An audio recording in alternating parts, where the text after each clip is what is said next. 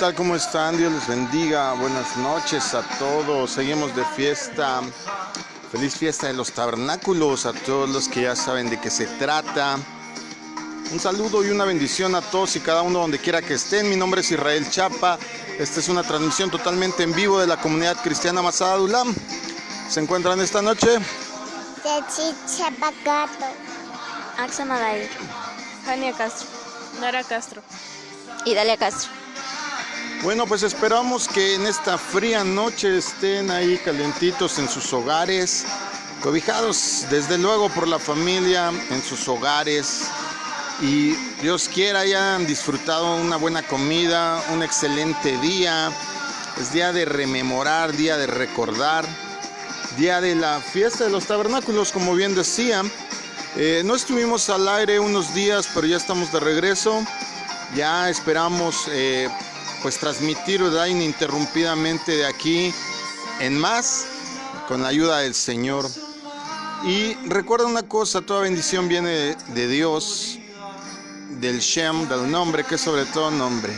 Así es que nuestro deseo, como dice este canto, es que toda bendición venga para ti, que puedas alzar tus ojos hacia el cielo y agradecer la Maim que viene del Shemaim, el agua que viene del cielo, la bendición que viene de Jesús. Que Dios te bendiga, qué bueno que nos acompañas.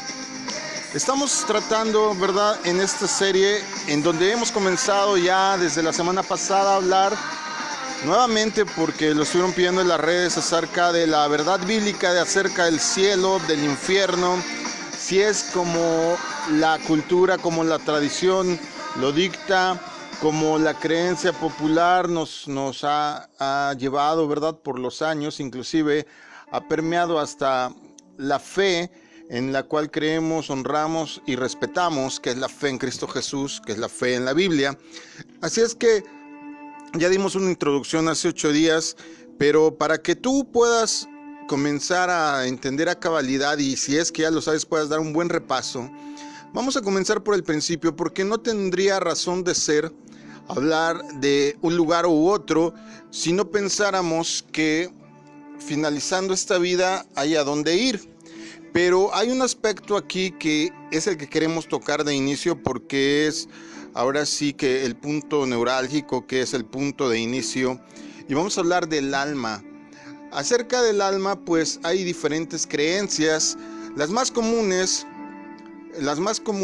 acerca de lo que sucede después de la muerte están basadas en enseñanzas de que cada ser humano tiene un alma inmortal que debe de ir a algún sitio después de que termina la vida física. Vamos a ver si esto es cierto o no, mientras te damos nuestras redes sociales. A todos un saludo, a los que nos siguen a través de YouTube, de las diferentes redes sociales, de Anchor, de Facebook sobre todo. Reciban un saludo, te damos nuestras redes. Amén. Por Twitter es @masadadulam. Por Facebook es .com/masada.adulam.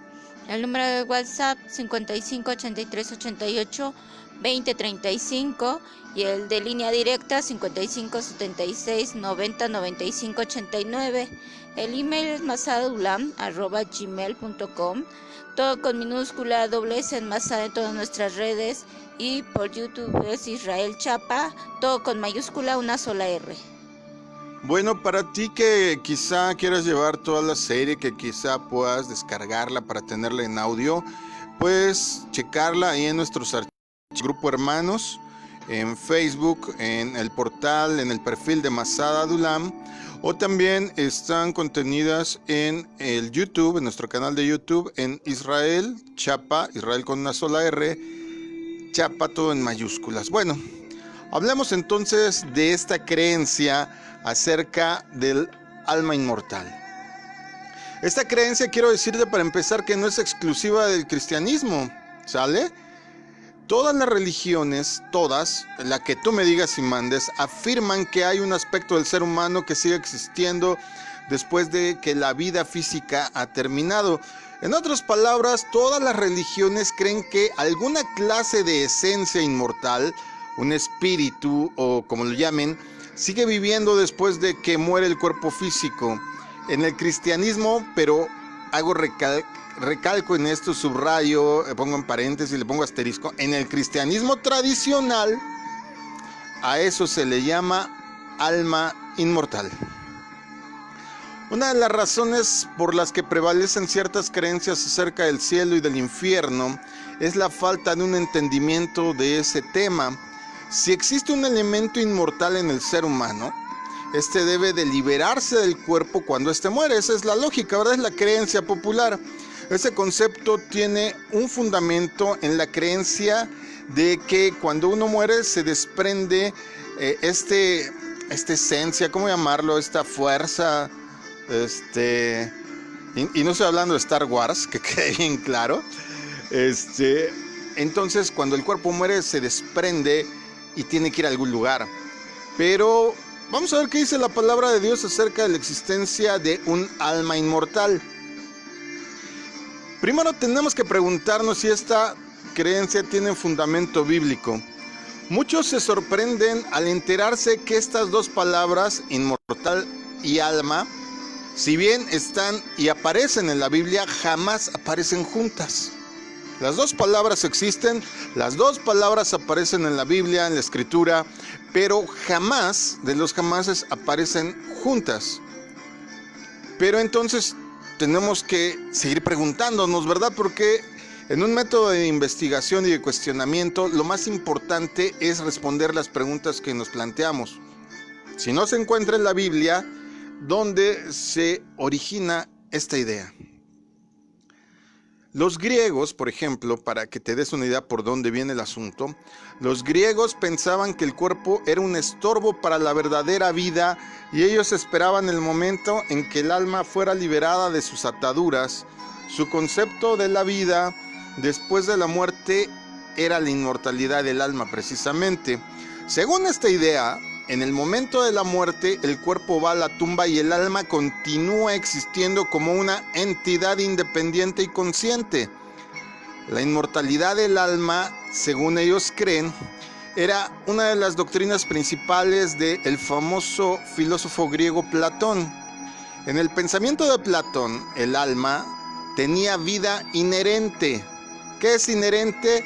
Pues que estaba unida, que era inseparable, que era esencial. Es decir, Platón, para que me lo entiendan así, con peras y manzanas, tenía la tesis de que el alma por sí misma tiene vida y es inmortal aún antes de que perteneciera a un cuerpo. ¿Sí? ¿Estamos entendiendo? Y estos dos asuntos eran indivisibles, es decir, que el alma tuviera vida eterna, es lo que creía Platón. Él decía entonces que existía esta en el cuerpo en el que habitaba, pero cuando el cuerpo moría también le sobrevivía. Bueno, entonces si esta filosofía es griega, platónica, por la corriente filosófica, ¿cómo es que entró al cristianismo esta idea? En el Antiguo Testamento no se enseña el concepto de la inmortalidad del alma. En ninguna parte lo vas a encontrar. En mayor o menor grado siempre ha estado permeada esta idea griega, esta idea platónica de que el cuerpo muere, pero que el alma es inmortal. Esta idea es totalmente contraria al pensamiento israelita y por lo tanto no se encuentra en ninguna parte del Antiguo Testamento. Aquí voy a hacer una aclaración. No estoy diciendo que el alma no exista. Vuelvo a repetir, no estoy diciendo que el alma no exista, sino lo estoy afirmando, pero en otro contexto. Ahorita te explico, no te preocupes. Me estoy refiriendo a que el alma no es inmortal de forma esencial, de forma inseparable, de forma unida. El alma no es inmortal. Hay que lograr que adquiera ese privilegio de parte del Creador. Repito, el alma no es inmortal. Hay que lograr que adquiera ese privilegio de parte del Creador. No estoy inventando, no me lo estoy sacando de la manga. Quiero que me sigas, porque yo sé que sobre todo para la vieja guardia, para aquellos que han crecido con esta corriente tradicional, a los que creen en fantasmas, a los que celebran el Día de Muertos. Pues fíjate, tantas cosas que vienen de este concepto de que hay una esencia que permanece al cuerpo. Por eso vienen tantas tradiciones, y esto no nada más es exclusivo de nuestro continente, esto viene desde la cultura celta, viene de toda esa región, de los etruscos, viene de los babilonios. Es decir, las corrientes religiosas ancestrales ya traían esta idea ligada, ¿sale? Pero contrario a lo que ellos creen, lo que sí dice la Biblia, y ahorita te lo vamos a enseñar, para que tú lo puedas leer en tu propia Biblia, es que esto hay que lograrlo, me refiero a la inmortalidad, este privilegio hay que lograrlo de parte de Dios. Para ello, prepárate porque vamos a empezar a desmenuzar la escritura a partir de este momento, con la finalidad de que te sea claro y que tus propios ojos puedan leerlo en tu propia Biblia. Así es que si no la tienes a la mano, ve por ella. Si tienes una aplicación ahí en tu tablet, en tu computadora, es momento de abrirla, porque vamos a leer varios versículos. No te preocupes, no lo voy a hacer aburrido, lo voy a tratar de hacer muy ágil. Sobre todo vamos a hacerlo con mucho entendimiento para que podamos ver y entender que esta filosofía, porque no es otra cosa sino filosofía, no es una doctrina básica que existe en la Biblia. Ahora preguntémonos, sigámonos haciendo preguntas. Esa es la metodología que vamos a usar a partir de este momento y en esta enseñanza sobre todo. Sigámonos preguntando, si semejante idea no tiene cabida en la iglesia durante el tiempo del Antiguo Testamento, ¿cómo es que ocurre? La iglesia del primer siglo, la iglesia apostólica, la iglesia primitiva, nunca tampoco tuvo esta creencia.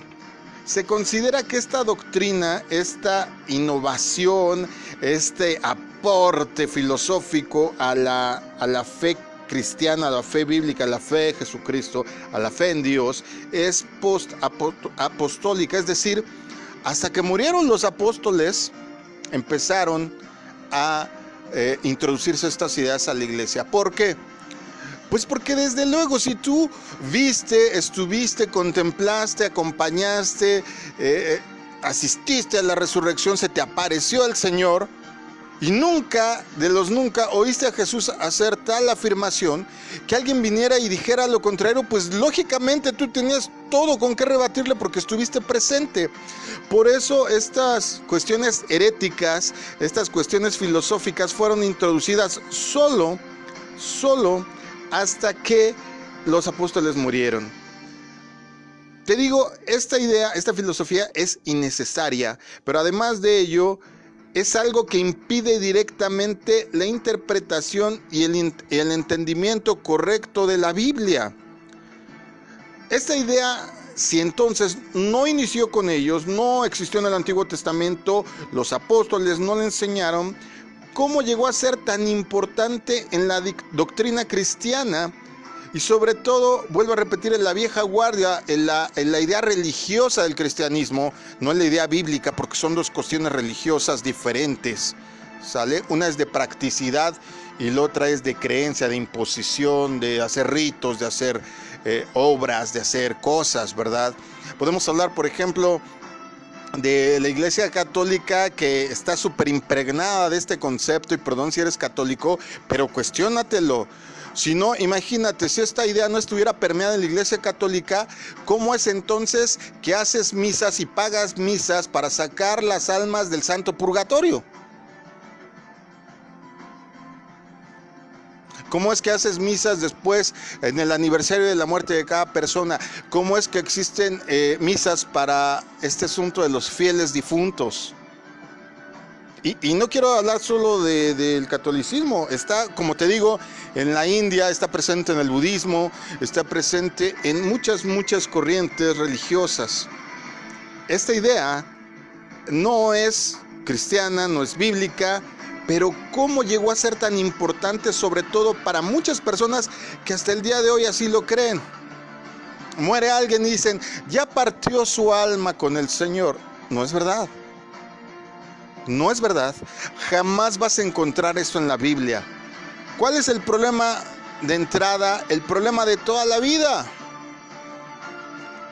a la mayoría de las personas no les gusta leer, y a los que leen no les gusta estudiar, y a los que estudian se limitan a lo que ellos creen o entienden y no se especializan en la corriente, la ideología, la cultura, la idiosincrasia, la región geográfica o el mensaje de los idiomas originales. Entonces, al momento de traducir los textos, recordemos que la Biblia, contrario a lo que muchas personas, es que gente ya es de por sí un grupo de personas, por eso es la corrección, creen, la Biblia no está escrita en español ni en inglés, la Biblia procede del hebreo, el arameo, griego. Entonces, por tanto, deberíamos de ir en cuestión de estos asuntos que no entendemos muy bien, ir a la raíz. La Biblia nos insta a ir a la raíz.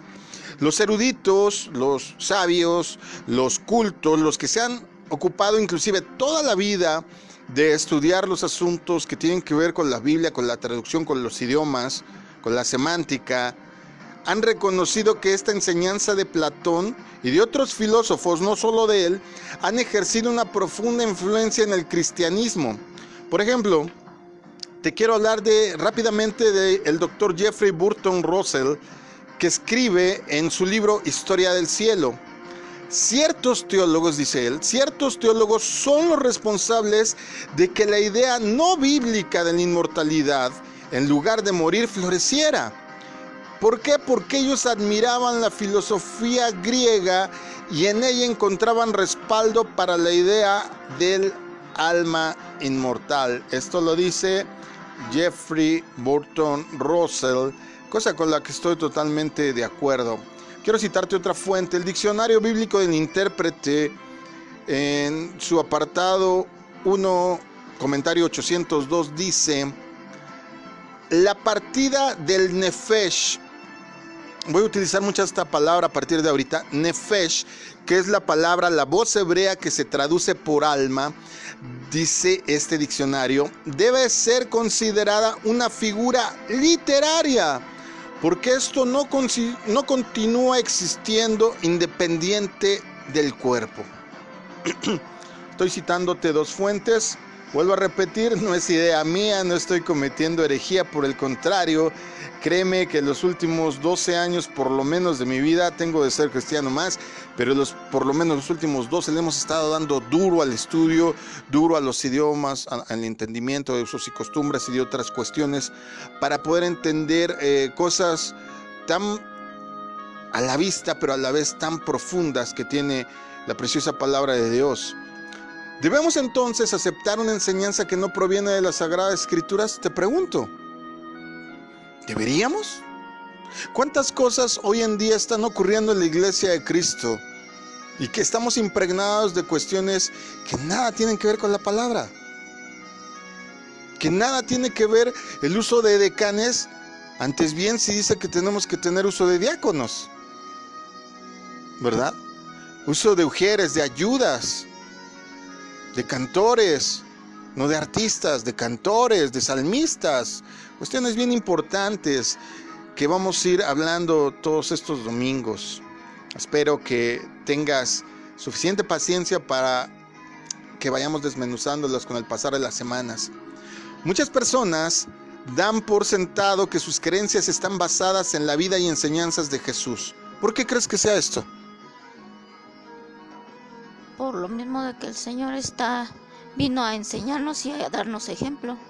Sí, pero por ejemplo hay mucha gente que dice, no, es que el alma cuando muere pues tiene que ir a algún lugar, vive, por eso cuando mueres hay que ponerles veladoras a los muertos, porque cada 1 y 2 de noviembre vienen. ¿Por qué es que la gente cree que esto es enseñanza de Jesús? ¿Tú por qué crees que sea? Esa y otras tradiciones como la Navidad y tantas cosas, ¿por qué será? Yo pienso que ha de ser porque tratan de creer en algo que tal vez no entendamos, o sea, que se nos hace muy fácil decir, sí, el alma no se va a otro lado, sino está en un mejor lugar, y se nos hace más fácil, o se hace más fácil para la gente creer en eso.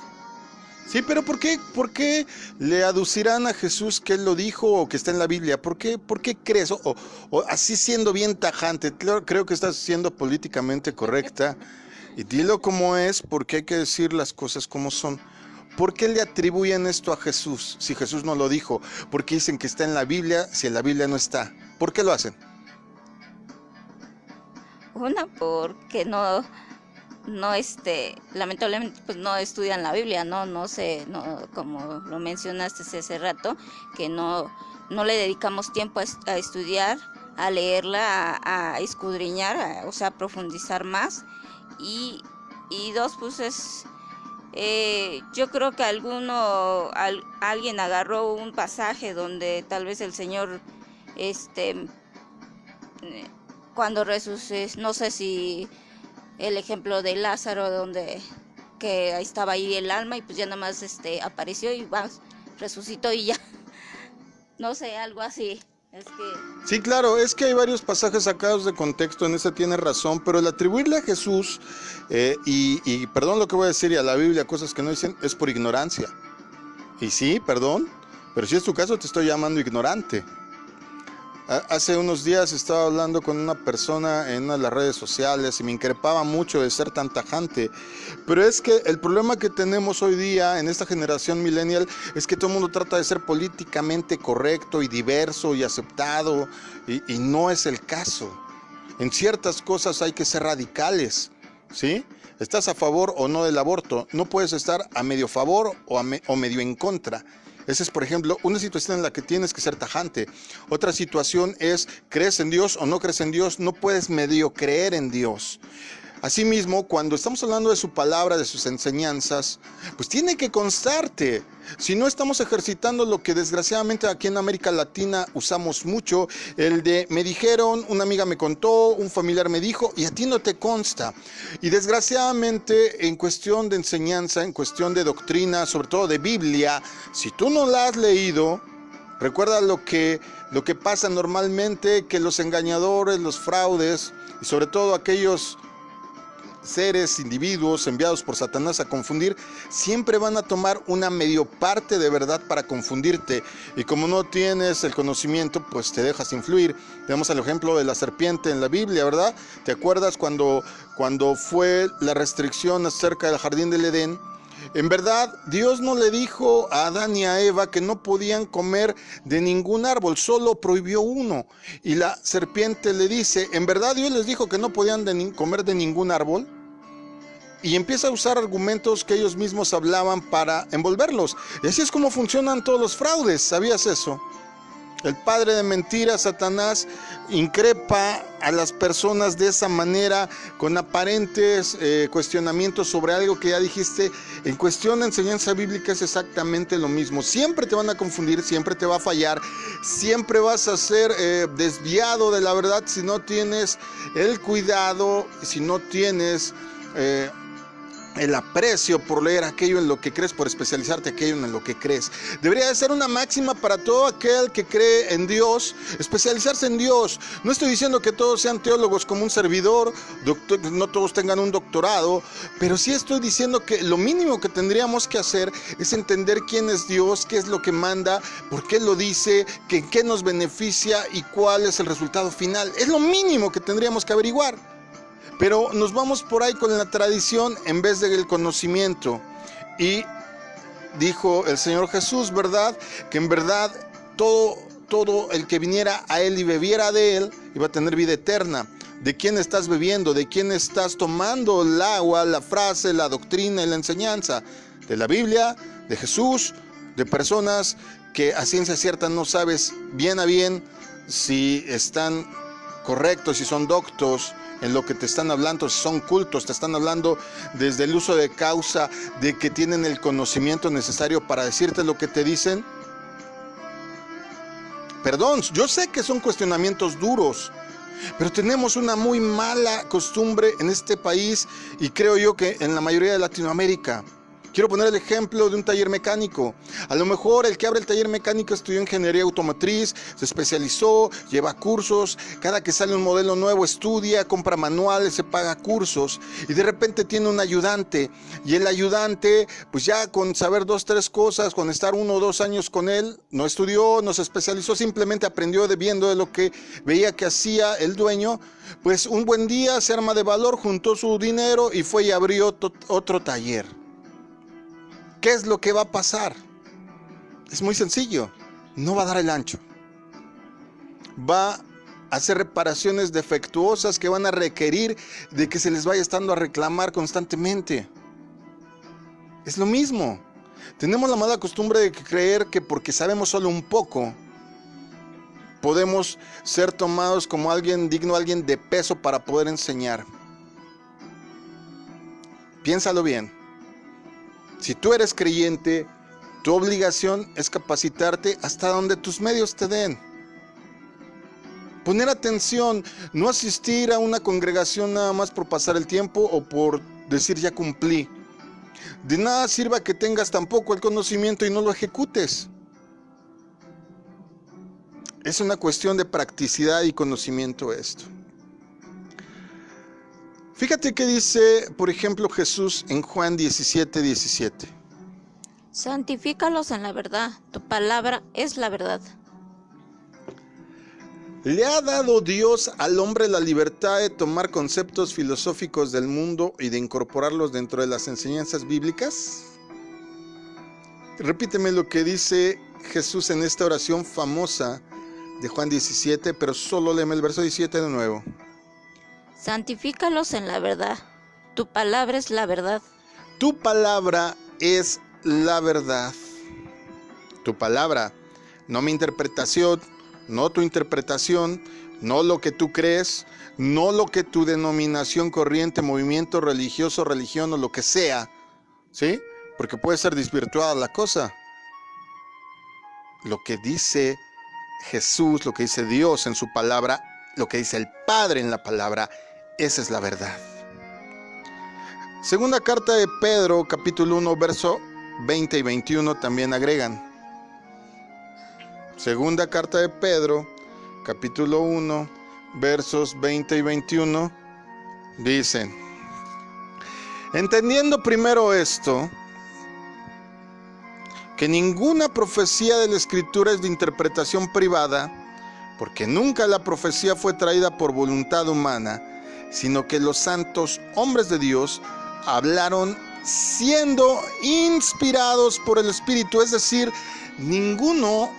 absolutamente ningún profeta, ningún enviado, ningún líder que Dios haya levantado habló de su propia mente, de su propia opinión. Siempre fueron inspirados, guiados por el Espíritu Santo.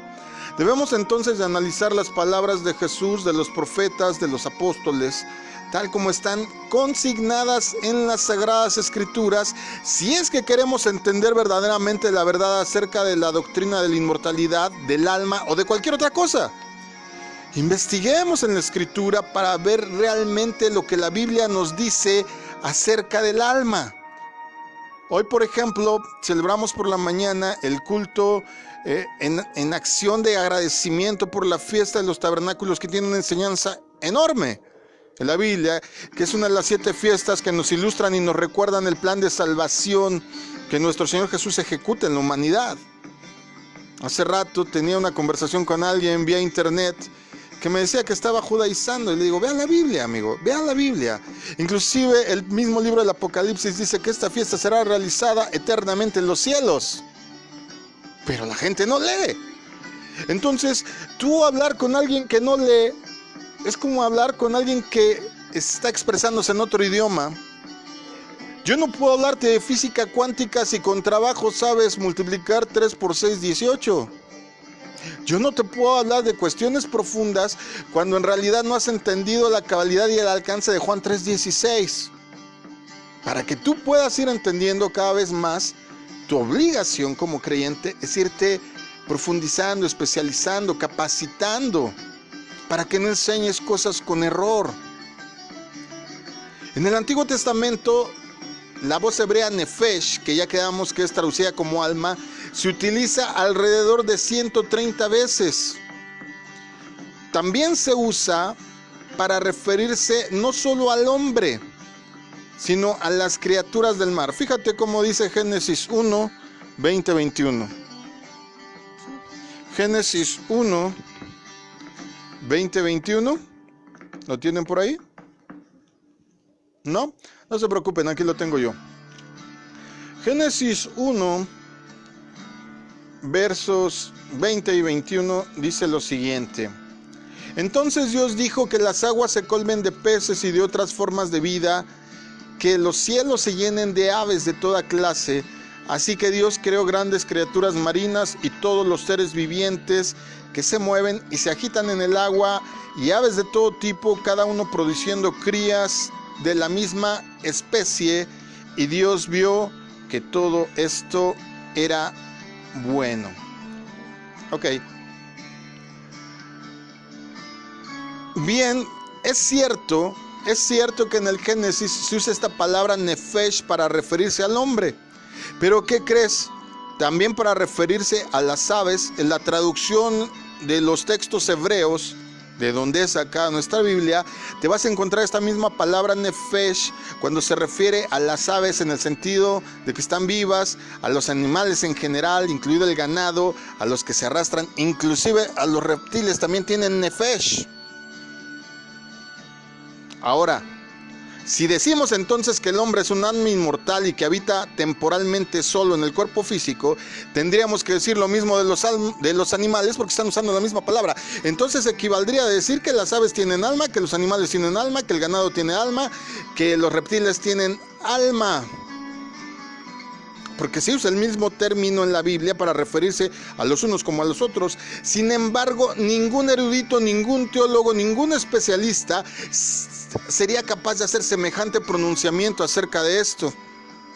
La palabra nefesh, lo que en verdad significa y lo que se traduce por alma, se aplica a cualquier ser viviente, ya sea hombre o animal, y no, repito, a ninguna esencia viva independiente del cuerpo.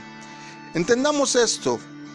Se está refiriendo entonces a que todos los seres vivos tienen un nefesh. Si quieres traducirlo como alma, está bien, pero no inmortal. ¿Vamos?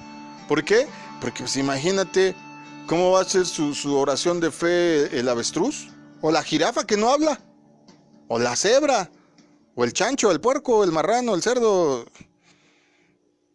Un paréntesis para que se sintió aludido, es una broma. No se puede. Una de las afirmaciones categóricas que hace la Biblia acerca del alma, y repito, lo que sí dice la Biblia acerca del alma, no es que sea inmortal, sino por el contrario, que esta esencia, que esta que otorga la vida, puede morir. Fíjate que dice Ezequiel 18:4. La persona que peque morirá. Sepan que todas las vidas me pertenecen, tanto la del Padre como la del Hijo. También ahí en el 18:20, Ezequiel 18:20. Todo el que peque merece la muerte, pero ningún hijo cargará con la culpa de su padre, ni ningún padre con la del hijo. Al justo se le pagará con justicia y al malvado se le pagará con mal. Otras versiones, las más tradicionales, me refiero a Reina Valera 60 y otras así, más que nada traducidas un poco del castellano, dice el alma, en vez del ser humano, el alma, porque ahí está la palabra nefesh, el alma. En este caso se refiere, ya vimos, ¿verdad?, a la esencia de vida en el sentido estricto. El alma, la persona, el animal que pecare, por decirlo de alguna manera, ese morirá. En el contexto de estos dos versículos nos muestra que el alma se identifica con el ser humano mismo, sí, pero no con una entidad separada que existe independiente del huésped físico. No es Resident Evil, ¿sale? No es un videojuego donde sale a uno y se le mete a otro. Para aquellos que dicen, ay, es que fui a que me leyeran las cartas al médium, al espiritista, y nos visitó el espíritu de mi abuelito. ¡Mentira! Son espíritus inmundos, espíritus engañadores que te quieren hacer creer que son ellos. Y eso está prohibido en la Biblia. Con pena de muerte, ¿eh? Aclaro. Las escrituras nos dicen que los muertos no tienen conciencia. Eclesiastés 9:5 dice: Porque los vivos saben que han de morir, pero los muertos no saben nada ni esperan nada, pues su memoria cae en el olvido. No siguen conscientes en ningún otro estado ni en ningún otro lugar. Nada de que ahora el 1 y el 2 te van a venir a visitar tus abuelitos. Ay, qué bonita la película de... ¿Cómo se llama esta? La caricatura. Coco. Ay, ya hasta cantan la canción y bien padre. No enseñes errores doctrinales a tus hijos. No es verdad. El Nuevo Testamento contiene varias afirmaciones que confirman que los impíos incorregibles, aclaro, impíos incorregibles, van a morir en forma definitiva y permanente. Fíjate lo que nos dice el Evangelio de Mateo capítulo 7, versos 13 y 14. Entren por la puerta angosta, porque ancha es la puerta y espacioso el camino que lleva a la destrucción. Mucha gente toma ese camino. En cambio, la puerta que lleva a la verdadera vida es muy angosta, el camino muy duro y solo unos pocos lo encuentran. En estos versículos que Jesús pronuncia, estas palabras que Jesús pronuncia, se establece un contraste directo entre dos conceptos opuestos. La destrucción, que está traducida de la palabra griega apoleia, que significa ruina, pérdida, físicamente, espiritual o eterna. Destrucción, apoleia, y vida. Pero fíjate que algo bien interesante aquí es que la palabra que designa vida en este versículo y en otros que nos vamos a dar cuenta que se identifican hacia lo que Dios quiere para los seres humanos es la palabra zoe o zoe, que significa vida, sí, pero vida divina, verdaderamente vivir, vida increada, es decir, vida eterna, vida poseída únicamente exclusiva de Dios y que solo Dios puede impartirla. ¿Sale? La vida que todo ser humano y todo viviente tiene, incluidos nuestros animalitos, mascotas, etcétera, etcétera, etcétera, es la vida bios, la vida natural. Pero la vida que Dios quiere insuflar en nosotros se refiere a esta vida zoe. Por eso Jesús hace esta extrapolación de conceptos opuestos. Ay, estoy viéndome muy teólogo, perdón, de abajo. Jesús dejó claro cuál era el propósito de su vida. Él dijo en Juan 10:10. El ladrón solamente viene para robar, matar y destruir. Yo vine para que la gente tenga vida y la tenga en abundancia. Yo vine para que la gente tenga vida zoe, y la tenga en abundancia. Aunque la obediencia a Jesús y a Dios ciertamente trae bendiciones, ahora, en este momento, también es innegable que el aspecto principal de la misión de Jesús era preparar el camino para aquellos seres humanos que quieran y puedan heredar la vida eterna, la vida inmortal en el reino de Dios. Pero solo aquellos a los que Él se las traslade, Él se las insufla, Él se las transmita a través de la oración de fe, a través de recibirle como Señor y Salvador. Jesús identifica a sí mismo como el pan que desciende desde el cielo para que el de él coma no muera. Esto lo dice en Juan 6:50. Entonces entendamos esto. Si el hombre ya tuviera inherentemente, ya tuviera ahí ya la vida como por default, como de fábrica, su vida eterna ya estuviera ahí, ¿qué sentido tendría que Jesús se ofreciera para que el hombre no muriera? Si su esencia, digamos, como dicen los griegos, la esencia que vale la pena, pues es eterna. ¿Qué sentido tendría el sacrificio en la cruz? ¿Se fijan cómo todas estas enseñanzas nos pueden destruir la sana doctrina? El apóstol Pablo también declara que los inicuos, que es un inicuo, es un perverso, morirán. Fíjense que dice Romanos 6:16. ¿No saben ustedes que cuando se ponen al servicio de alguien y lo obedecen son esclavos de él?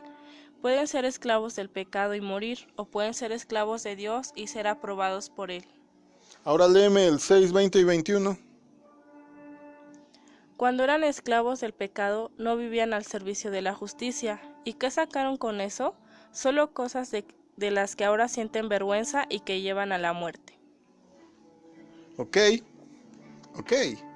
Aquellos que sean esclavos del pecado, aquellos que se nieguen a arrepentirse de su obediencia a Dios, perecerán.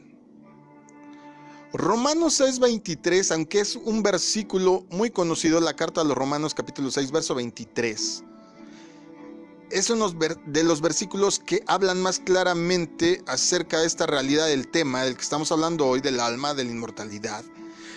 Más bien de lo contrario, de la mortalidad del alma. Y sin embargo, hay muchas personas que hacen caso omiso de lo que dice o lo interpretan de una manera que le cambian totalmente el sentido. Vamos a repasarlo rápidamente. Romanos 6:23 dice: El pecado da como pago la muerte, pero Dios da como regalo la vida eterna en unión con nuestro Señor Jesucristo. ¿Ok? Pablo nos dice que la paga del pecado es muerte, mas la dádiva de Dios es vida eterna en Cristo Jesús, Señor nuestro. En este versículo encontramos dos verdades fundamentales, pero que lamentablemente no siempre, y diría yo, la mayoría de las veces no son comprendidas. Primero, que el castigo de los impíos, de los perversos, es la muerte, la cesación de la vida.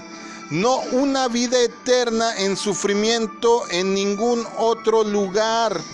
Repito, el castigo del impío es la muerte, la cesación de la vida, y no una vida eterna de sufrimiento en ningún otro lugar. Y segundo, que nosotros no poseemos vida inmortal, pues este es algo que Dios tiene que darnos. Este versículo podemos aprender que no poseemos nada de inmortalidad, sino que antes bien tenemos que recibirla como regalo de Dios por medio de la fe, de entregarle la vida y la administración de todo nuestro ser a nuestro Salvador, que es Jesucristo. Gálatas 6:8 dice algo parecido. El que siembra para agradar a su naturaleza pecaminosa, de esa misma naturaleza cosechará destrucción. El que siembra para agradar al Espíritu, del Espíritu cosechará vida eterna. Esto nos muestra que la vida eterna es algo que podemos recibir en el futuro, sí, pero no es algo que ya tenemos, no es algo que ya poseemos, no es algo que ya se nos dio de fábrica, de nacimiento, es algo que tenemos que buscar. Filipenses 3:18 sigue diciendo: Como les he dicho a menudo, y ahora lo repito hasta con lágrimas, muchos se comportan como enemigos de la cruz de Cristo. Su destino es la destrucción, adoran a los dioses de sus propios deseos y se enorgullecen de lo que es su vergüenza, solo piensan en lo terrenal. Y el 19 también no lo leíste, ¿verdad? Ok, te adelantaste, pero está bien. El versículo 18 habla acerca de aquellos que son enemigos de la cruz de Cristo. Y en el 19 nos dice que su fin es, y nuevamente nos aparece la misma palabra, apoloeia, que significa ruina, pérdida espiritual, destrucción espiritual eterna. Otra vez dice que el pago para todas estas personas no es el tormento eterno en otra vida después de la muerte, es la cesación total de la vida. ¿Sale? De la vida en todo sentido, no solo de la vida bios, porque en esa todos nos vamos a volver viejitos, nos vamos a podrir, nos vamos a morir. Algunos ya han muerto de coronavirus, algunos morirán de cualquier otra cosa. Afortunados van a ser los que permanezcan vivos al momento del regreso de Jesús, pero van a ser los menos y solo los dignos, ¿verdad? Pero la vasta mayoría vamos a perecer por la vida bios, la vida natural va a cesar.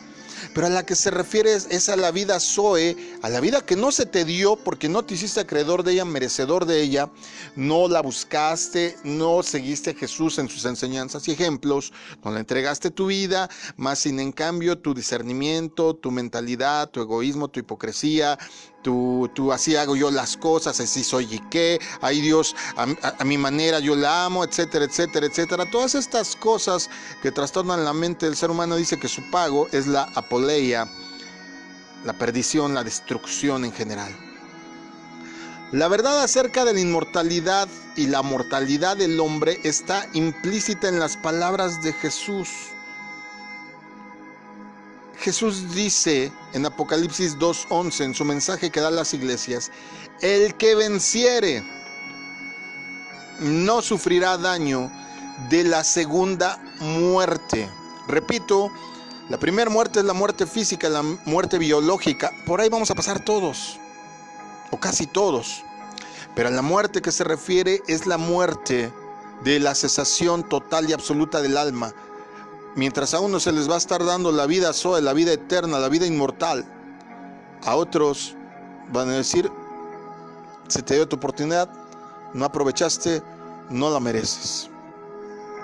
¿Terrible? No. Es como todo en la vida. ¿Tú le pagarías un sueldazo a alguien que no estudió? Yo sé que vas a decir: ay, en el gobierno hay muchos de esos. Sí, hay un presidente lamentablemente en este país que así es. Pero bueno, esa es mi posición política, no me avergüenzo de ella. Saludo a mis amigos de Twitter. Ya me espero comentarios al rato. La Biblia dice: nunca agaches la cabeza por decir la verdad. Pero, volviendo a nuestro tema, la segunda muerte es la que sobrevendrá como resultado de ser lanzado en el lago que arde con fuego y azufre. Apocalipsis 21:8, 26, 20, 11 al 15 hablan de todo esto, si lo quieres leer. La segunda muerte es definitiva e irrevocable, pues de ella no habrá resurrección. ¿Tiene entonces el hombre un alma inmortal o el hombre es un alma inmortal? La Biblia afirma categóricamente que el hombre es temporal, del polvo y de la tierra. Por tanto, los seres humanos no tenemos una inmortalidad inherente. Y entonces muchos se preguntarán a raíz de todo esto: bueno, entonces ¿qué onda con el infierno? Ok, los que tengan vida zoe, nos queda claro que van a ir a un mejor lugar, etcétera, etcétera. Ey, espérense, vamos empezando. Porque también esta cuestión del cielo te va a sorprender en cuanto lo empecemos a abordar. Y cuando te digamos exactamente a ciencia cierta qué es el infierno, muchos van a poner, como decía mi pastor en los momentos que me enseñaba, van a tener ojos de huevo cocido, así grandotes, así enteros. En las Escrituras se nos revela que los que se salven se vestirán de inmortalidad. Lo dice primera carta a los Corintios 15, versos 53 y 54. Porque lo corruptible tiene que revestirse de lo incorruptible, y lo mortal de inmortalidad. Cuando lo corruptible se revista de lo incorruptible, lo mortal de inmortalidad, entonces se cumplirá lo que está escrito: la muerte ha sido devorada por la victoria. Estos recibirán la vida eterna como regalo de Dios por medio de la resurrección. ¿Cuándo va a ocurrir esto? En el regreso mismo del Señor Jesús, al sonar la séptima trompeta. Por eso hace 15 días estábamos celebrando la fiesta de las trompetas. Te acabo de decir que las 7 fiestas que están determinadas en la Biblia son para recordarnos cada uno de estos puntos culminantes del plan de salvación. Fíjate cómo dice ahí mismo primera carta a los Corintios, capítulo 15, versos 50 al 52. Les declaro, hermanos, que el cuerpo mortal no puede heredar el reino de Dios, ni lo corruptible puede heredar lo incorruptible. Fíjense bien en el misterio que les voy a revelar. No todos moriremos, pero todos seremos transformados en un instante, en un abrir y cerrar de ojos, al toque final de la trompeta. Pues sonará la trompeta y los muertos resucitarán con un cuerpo incorruptible, y nosotros seremos transformados. Ok, al sonar la última trompeta, no en el momento en que finaliza la vida física. Eso de que ya murió, ya está con el Señor, híjole, lamento decirlos, al 80% de los cristianos están en una doctrina equivocada. Nadie está con el Señor, nadie aún ha inaugurado estas moradas eternas. ¿Por qué? Porque esto va a determinarse hasta que el Señor Jesús regrese al sonido de la séptima trompeta. Así es que Nada de ya partió con el Señor. Es un error doctrinal. Y si tú dices eso, pues estás atribuyendo a que el Señor se equivocó en la doctrina que nos dio, o te estás adjudicando tener un valor autoritario más grande que el Señor al determinar los tiempos. Y entonces, pues no solo estarías en un error, sino estarías siendo un hereje al contradecir la doctrina de Cristo. Entonces, hasta este momento, perdón que te lo diga, pero tu vida, mi vida, la vida de todos, ya seas creyente en la fe, cristiano, evangélico, metodista, bautista o lo que seas. A mí no me gusta poner apellidos. ¿Eres cristiano o no? Tan se acabó. ¿Eres evangélico? No, tan se acabó. Hasta este momento la vida del hombre no es más permanente que la de los animales. Y entonces, ¿qué pasa cuando alguien muere? Prepárate porque se nos acabó el tiempo. Yo sé que se pone buena la cosa. Yo sé que surgieron más dudas que respuestas con esta enseñanza. Pero gracias a Dios que es bueno y es Dios de orden, Dios de respuesta, Dios de luz y no de oscuridad. Así es que esperamos que te bendiga todo esto. Si tienes alguna duda o pregunta, te doy de nuevo nuestras redes sociales. Twitter, @masadadulam, Masada ss, Masada Adulam, todo junto, con minúsculas. En facebook.com/masada.adulam. También tenemos ahí en Facebook, Comunidad Cristiana Masada Adulam, el perfil también de Masada Adulam, Grupo Hermanos, todo esto en Facebook. En WhatsApp estamos al 55 83 88 20 35. En línea directa al 55 76 90 95 89. Mándame un email si tienes una pregunta doctrinal, pues no sé, que tal vez no la puedes escribir en los ¿cuántos dan? 144 caracteres, ya no me acuerdo, en alguna de las redes. Mándame un email a masadadulam@gmail.com. Acuérdate, masadadulam, siempre en minúsculas, todo junto con S. O déjame tus comentarios en nuestro canal de YouTube, Israel Chapa, con una sola R y todo en mayúsculas, Israel Chapa. Bueno, pues yo espero que en verdad todo esto, a lo mejor si es la primera vez que lo escuchas, te esté causando incertidumbre y tu primera reacción sea la de negarte, porque ese es un mecanismo de defensa que tiene el cerebro. Cuando no comprendes algo, lo primero que haces es negarlo. ¿Te has fijado? Cuando alguien fallece, ¿qué es lo primero que dices? No es cierto, no lo creo. Cuando alguien cercano a ti, porque es un mecanismo de defensa que tiene tu cerebro. Así es que no te preocupes si en este momento dices, no, esto no es de Dios. No, estudia las citas, escucha la enseñanza una y otra vez. Yo te prometo que a medida que avancemos cada domingo, tus dudas se irán disipando, porque la palabra de Dios es más cortante que toda espada de dos filos. Así es que yo te prometo que vamos a disfrutar este tiempo.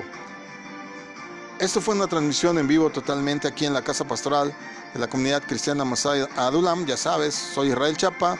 También estuvieron esta noche Idalia Castro, Dara Castro,